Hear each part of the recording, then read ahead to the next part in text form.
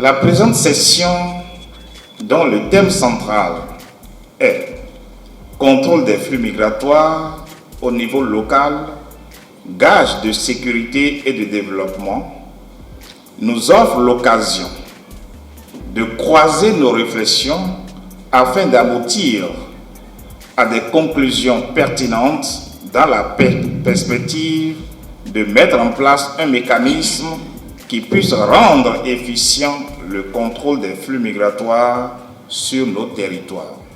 Il n'est point de doute que le développement ne saurait être s'il n'y a pas la sécurité. Nous pourrons être dans cette salle si en temps le Kosso avait été déclaré en insécurité.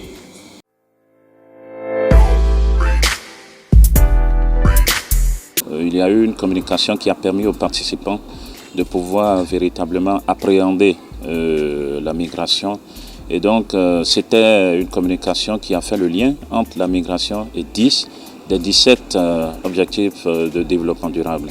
Ensuite, il y a eu une autre communication qui a abordé les défis auxquels sont exposées les communes par rapport à la migration. Et une dernière communication qui a présenté la migration comme pôle pouvant contribuer au développement, ce qui ne peut pas se faire sans se passer par le contrôle, c'est-à-dire la maîtrise des flux migratoires.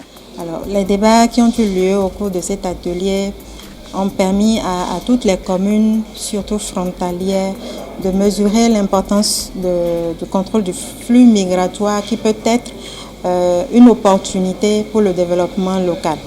Et donc, les débats ont permis aux uns et aux autres de voir dans quelle mesure il serait capable pour chaque commune de mieux maîtriser les mouvements de personnes tant à l'entrée qu'à la sortie pour pouvoir mieux gérer le développement local.